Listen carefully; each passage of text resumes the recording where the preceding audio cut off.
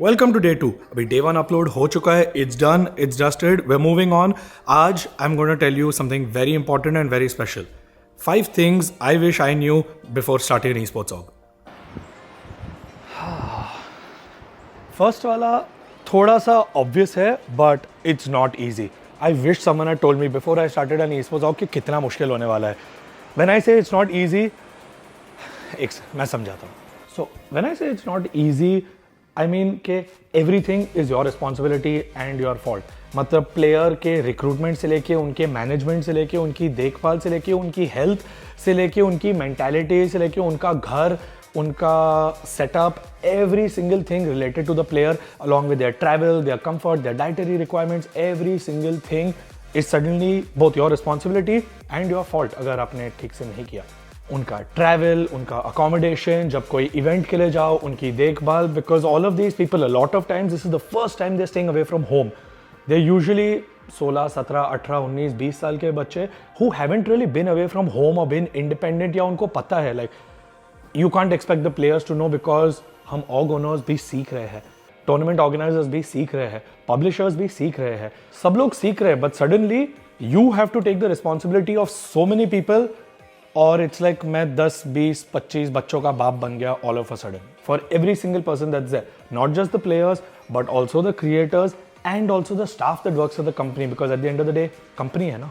अगर प्लेयर बीमार है तुम्हारा प्रॉब्लम, अगर प्लेयर टाइम पे नहीं आया प्रैक्टिस के लिए तुम्हारा प्रॉब्लम, अगर प्लेयर को कोई भी तकलीफ है या उसके घर पे फैमिली इमरजेंसी और उसको वापस जाना है, उसकी फ्लाइट्स का अरेंजमेंट, ऑल ऑफ दैट तुम्हारा problem. Every single thing that happens in your company is all of a sudden your problem, your fault and your responsibility because it's your company, right? ये पता तो है सबको, but जब तक खुद you're not experiencing it, you don't realize how taxing it can actually be. Number one thing I wish I knew before I started an esports org कि कितना responsibility का काम है ये, and the fact that it's not easy. I wish someone had told me this earlier. Number 2. Money is a myth. Unfortunately, thanks to social media and we are also to blame for that, सारे orgs, सबको लगता है कि e-sports में पैसा ही पैसा है। याद आया? But that is unfortunately not the reality. Let me give you an example. अगर आप एक टीम बनाओ, first of all, players के salary, उनके खर्चे, उनका बूट कैंप, उनका इक्विपमेंट, उनका ट्रैवल, लाइक आई सेड, उनका हेल्थ, उनके dietary requirements, all of that, वो खर्चे की रिस्पॉन्सिबिलिटी आपकी। ऑन टॉप ऑफ दैट, जब आपकी टीम को टूर्नामेंट जीतती है, लेट्स अज्यूम 1 करोड़ रुपए का टूर्नामेंट आपकी टीम खेल रही है, you have miraculously put together the best team that is going to win that tournament amongst all the thousands of other people trying the same thing. अगर आपने ऐसा कर भी लिया and you put together a team जो वो 1 करोड़ का tournament जीत जाए, बहुत बड़ी बात है ना, 1 करोड़ रुपए। मैं उसका भी रियलिटी बताता हूँ। 1 करोड़ रुपए का टूर्नामेंट जीत चुकी है आपकी टीम, मिराक्युलसली आपने अभी टीम बनाई और 1 करोड़ रुपए का टूर्नामेंट जीत चुकी है। Good, right? Happy ending? नहीं। फर्स्ट ऑफ ऑल, वो 1 करोड़ प्राइज पूल होता है, द एंटायर अमाउंट जो टूर्नामेंट ऑर्गेनाइजर कमिट कर रहा है वो इवेंट के लिए। तो अगर आपकी टीम फर्स्ट प्लेस आई है तो for example you would win like 40 lakhs, second place आई है तो 20 lakhs। Assume you are very good and you know exactly कौन से प्लेयर्स लाने हैं, एंड अब वो प्लेयर्स को ले आए, उनको बूट कैंप में डाल दिया, उनको सैलरी दे दी, everything is going well and tournament जीत गए। 3 महीने की प्रैक्टिस में आप 1 करोड़ रुपए का टूर्नामेंट जीत गए। First place prize 40 lakh rupees. वो 40 लाख में से almost 13 lakhs becomes the TDS amount which is tax deducted at source. बचा 27 lakhs approximately. If you were to divide that equally between the players and the org, so 50-50, roughly आपका होता है 13.5 lakhs for the team and 13.5 lakhs for the org. वो 13.5 lakhs में से invariably आपके और भी expenses होते हैं, which is your boot camp, your salaries, your player expenses, your travel, all of that. And remember, average prize pool payout time in India average is between 6 months to 1 year. मतलब अगर मैंने एक team अक्टूबर में ready की और उन्होंने दिसंबर में एक टूर्नामेंट खेला, वो टूर्नामेंट जीते दिसंबर में, more than likely I'm not going to see that amount till June of next year. That means I am first paying for 3 months for the team to train and win that tournament. Then 6 months after that, hopefully 6 months, तो मैं average बोल रहा हूँ, we have seen tournament जो 1-1, 2-2 साल तक नहीं मिले। So prize money is not a way for an esports organization to survive. इसलिए इतने सारे esports organizations बंद हो रहे because all they do is rely on prize money. सिर्फ जीतना ही तो है ना, जीत रहे तो survive कर लेंगे। Money is a myth in esports. ये second चीज I wish someone had told me before I started an esports organization. Third thing I wish I knew before I started an esports organization. Brands don't care. Brands and sponsors don't care. उनको नहीं फर्क पड़ता अगर आप first आ रहे हो, second आ रहे हो, थर्ड आ रहे हो. उनको सिर्फ एक ही चीज से फर्क पड़ता है, आपकी व्यूअरशिप क्या है और आप उनके ब्रांड के लिए कितना कन्वर्जन ला सकते हो, कितना एंगेजमेंट ला सकते हो और प्रोबेबली कितना ब्रैगिंग राइट्स ला सकते हो वो ब्रांड के लिए, so that they can show off on their social media, have their PR and everything in place. And उनका क्या फायदा होगा आपके साथ एसोसिएट करने से. यहाँ उनका लोगो लगाने से कुछ नहीं होता है कोई भी ब्रांड का, ये सारे ब्रांड्स को पता है. सबको लगता है ई स्पोर्ट्स में आते ही मैं टूर्नामेंट जीत जाऊंगा, ब्रांड्स की लाइन लग जाएगी, स्पॉन्सर्स लग जाएंगे. नहीं होता है ऐसा. If that was the case, brands don't care about victory, brands care about conversion. कोई भी ब्रांड क्यों स्पॉन्सर करता है आप उसके बारे में सोचो. उनको उनका प्रोडक्ट पुश करना है, उनकी कंपनी को मार्केट करना है, they want to promote whatever they have, right. हर ब्रांड, हर कंपनी के पास अपना कोई प्रोडक्ट होता है which they want to promote. Esports is probably the only industry जहां आपके पास मार्केटिंग बहुत है, व्यूज बहुत है, बट प्रोडक्ट कुछ नहीं है. You don't know what you are promoting, what you are marketing. Your team yes, but that's not making any money. The fourth thing I wish I knew before starting Global Esports. मैंने शुरू किया because मुझे video games खेलना पसंद है. I grew up playing video games. I played competitively before. But one thing that I didn't realize, since I started Global Esports, playing video games is the one thing that I've done the least. Like honestly, I wish I had more time to play video games. But my entire time goes in running the company, not in playing video games. I wish I knew that before because I really love playing video games.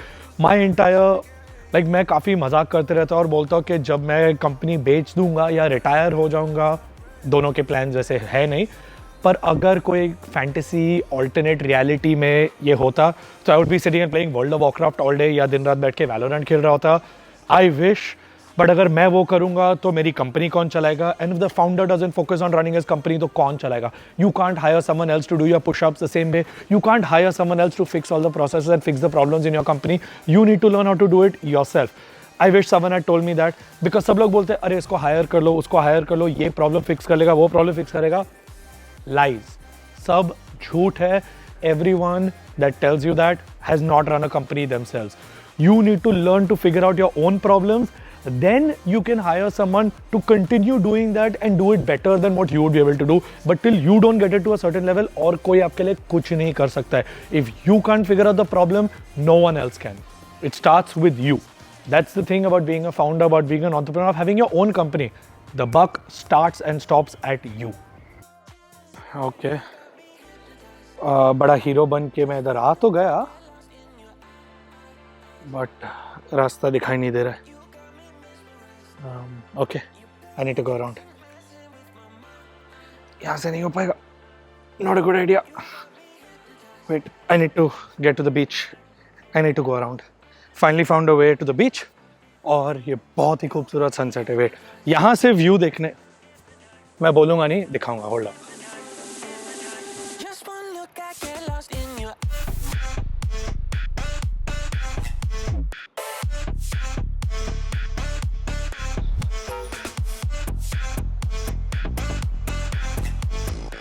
Now, while I walk to the beach to see the beautiful sunset, I'm going to talk about the fifth, and I think a very important thing that many people are victim to, including the people at Global Esports.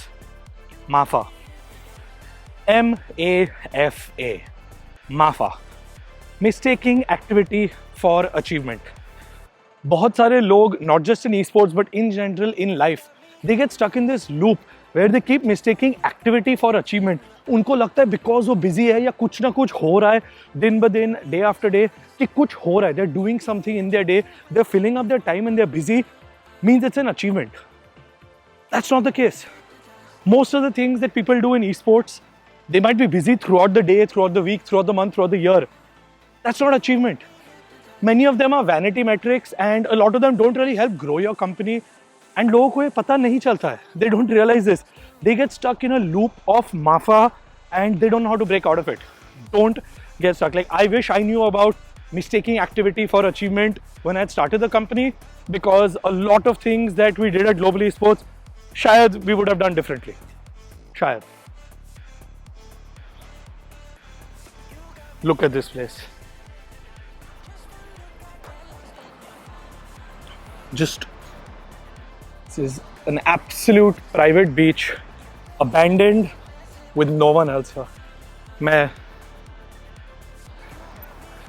I am literally the only person on this entire beach. जितना दूर आप देखो, you can see end to end, all the way there, all the way around. I am literally the only person in this entire area.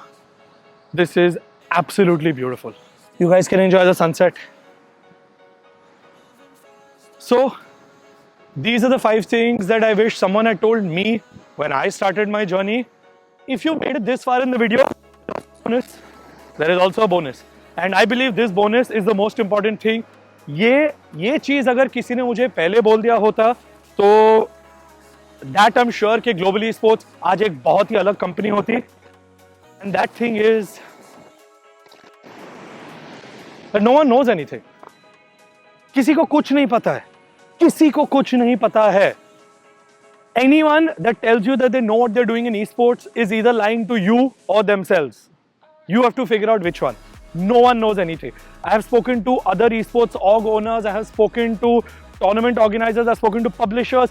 Everyone is figuring it out. किसी को कुछ नहीं पता है. सब सीख रहे हैं, सब कर रहे हैं. And that is why you see even big companies that have billion-dollar budgets and have resources and have millions of dollars of finance and still not able to achieve what they set out to achieve. Because they don't know. They don't know. And that's the reality. No one knows anything. So don't be scared. Don't be shy. Dig in, dive in head first. Do what needs to be done. And guys, esports is an amazing industry. The gaming industry is an amazing industry. All you need to do is get started and start learning. Experience. Get as much experience. India में अभी esports बहुत नया है. It's as beautiful as this sunset, the future of esports, not just in India and the rest of the world. India is going to be home to the next billion gamers. Remember that. But any business that you build, be smart about it, be diligent about it. Don't be stupid. And अगर ये tips ने आपको help किया, make sure you subscribe to the channel. I'll see you on day 3. Bye-bye.